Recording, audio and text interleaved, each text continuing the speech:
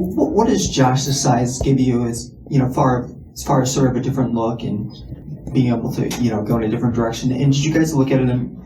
I know he's on the East Coast, but did you guys look at him at all coming out of high school? No, I never heard of Josh Carlton until we played against him at UConn. But obviously, when we put our team together every year, we're used to starting over. It seems like every year we lose 4 starters, and we have to go out and find kids that fit. The only thing that I would change about what you said, Chris, is it's not his size as much as the skill set. Other than the pass that he tried to catch with his elbows that Tramon threw him tonight, Josh has good hands, really good hands. That's a gift for a guy his size. And he's and I think he's gotten a lot better since he's been here. He's learned to be patient. The one thing I've always believed in, and this is the old school in me, is pivoting. Is learn how to pivot. You can pivot to your right shoulder and pivot back through to your left shoulder. You can do 360 degrees. The greatest pivoter the game has ever known was Kevin McHale. Kevin was a great pivoter. He could really pivot. And when you pivot, what you're doing is trying to find an angle. Trying to find an angle to the basket. And then that's where his size comes in. Is because when he shoots over his left shoulder, it's hard to get to his right hand. But Josh had something. We actually we were in Indianapolis before I think it was before the Oregon State game. I was talking to Josh every day. I knew who we wanted. I usually do. But we felt like he was a kid we could develop, and we really fit in well with us here. And I felt the same way about Taze. I didn't have to watch film on him. We coached against Josh, played probably 5 times. Now I watched a lot of film on Taze, and people get excited about his with his athleticism, and I get that. That's exciting. And I'm glad he brings that to our fans. But tonight I thought it was the best, the most solid he played. He had 4 assists and 1 turnover. His shot selection was good. He, that was Tramon. Where are you at, Taze? What'd you do? 4 assists and no turnovers. But we treat turnovers like the plague. Don't turn the ball over. Most turnovers are self-inflicted wounds, which means you're making poor decisions. We work hard on making the right play. But a month ago, these guys had never played in a uniform for us, and now we're 7 games in. How many games we played? What's our record? 71. So we played 8 games, and I just think that over the next couple of weeks, 2 or 3 weeks, we'll continue to get better. I mean, our team's not as good. I actually thought Bryant coming in. I watched him play Clemson. I mean, that was basically a 3-point game right before halftime. I think Clemson stretched it at the end to win by 18 or 19, 20, whatever it was. But we do a good job of preparing our kids for how to guard actions, and we were prepared for their actions. We knew they were a 3-point shooting heavy team. So we did a good job of just about everything. But when the game was over, I said, hey, let's get ready for our next one. Chris, go ahead. Taze, what did you know about Houston before you came here, and then how did you define the Houston culture? Before I came here, I just knew they went to the Final Four. And then getting here, culture is different. Something that I've never been through in my life, something that I've never kind of seen in my life. And it's very helpful, and it it teaches you a lot of things, especially me being a grad transfer, thinking that certain stuff is okay and certain stuff is what you're supposed to do, and then you have a coach like Coach Sampson that gets on you every day and he stays on you and he's on your side, like he's for you. But one thing he's not gonna do is just let you do what you want to do, and I think that's the best. I think that's the best thing that happened to me since I came here. It taught me discipline. It taught me a lot of discipline. It taught me how to respect the game. It taught me how to think more. And I always care for my teammates, but I love this team. I truthfully do. So it just taught me how to just be more of a teammate and buy into the culture quicker than normal. Yeah.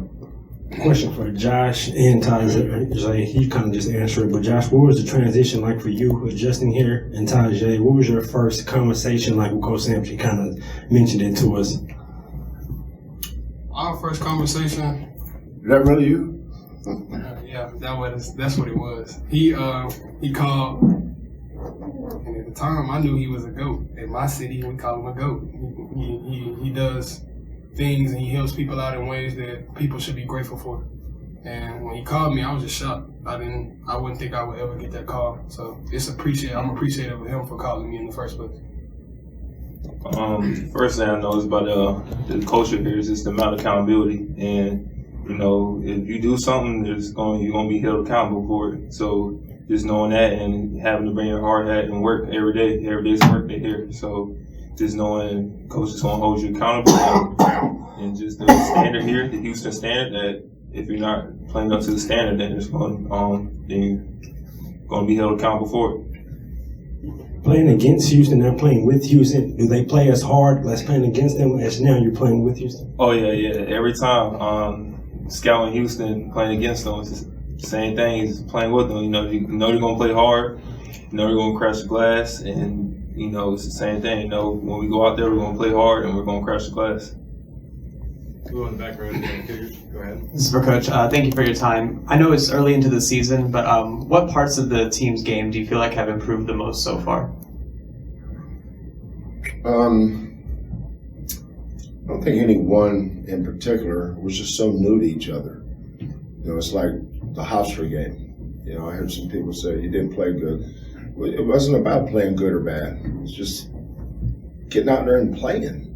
You know, it wouldn't have mattered who we played that night. Would have probably looked like that. And that's not taking anything from Hofstra.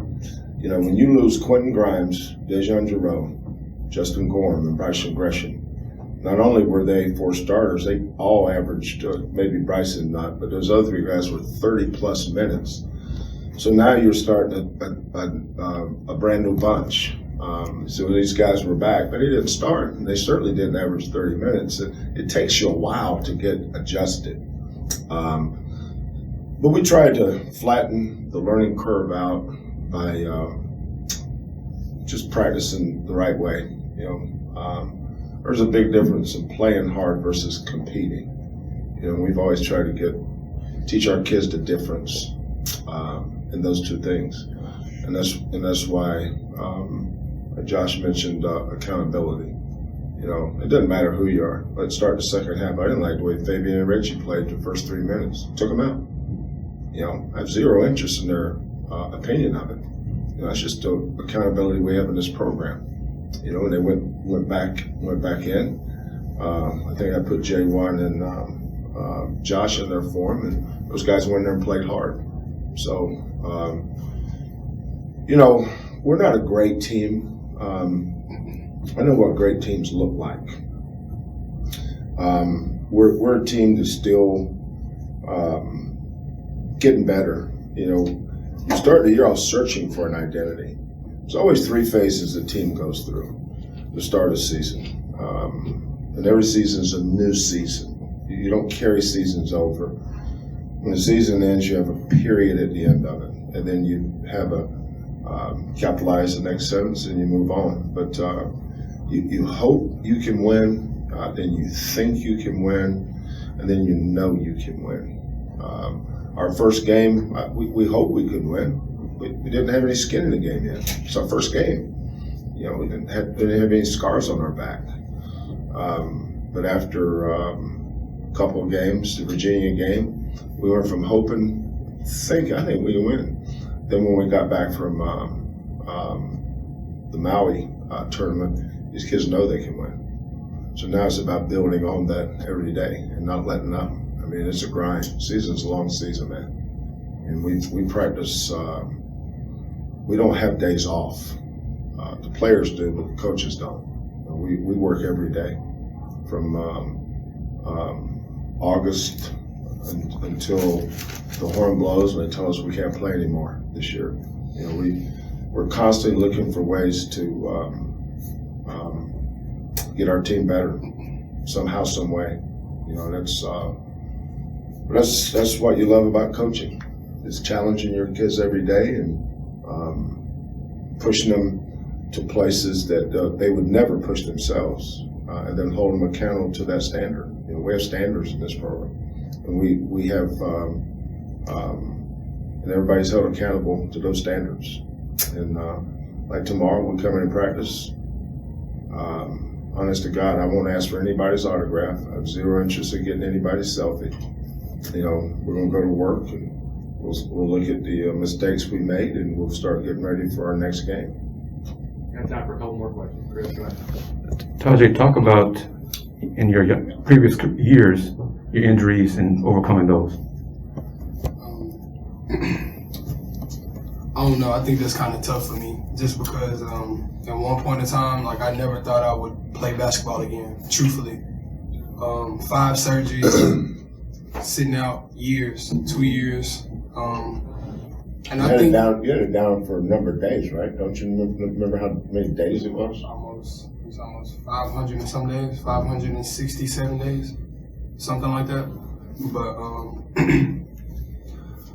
I think that was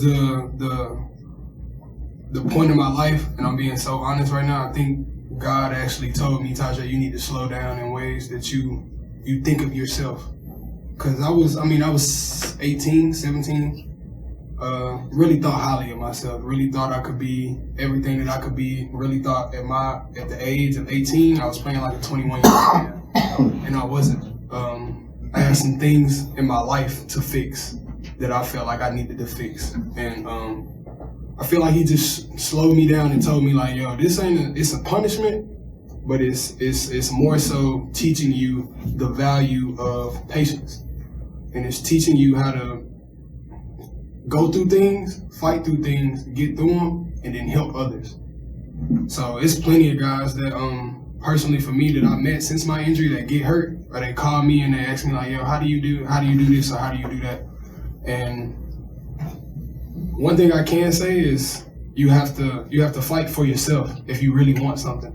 And me, Coach Sampson kind of know my situation back home. My situation not the best, and I have to fight for everybody in my family.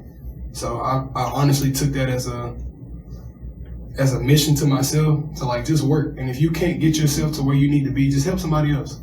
Because one thing about me, and I think Coach knows and my teammates knows, I mean, I think I have a high IQ for the game. I mean, I feel like I can help my teammates out whether I play or not. Whether I sit on that bench for 39 minutes, I'm going to help them for 39 minutes. I'm going to play one. I could care less as long as we win.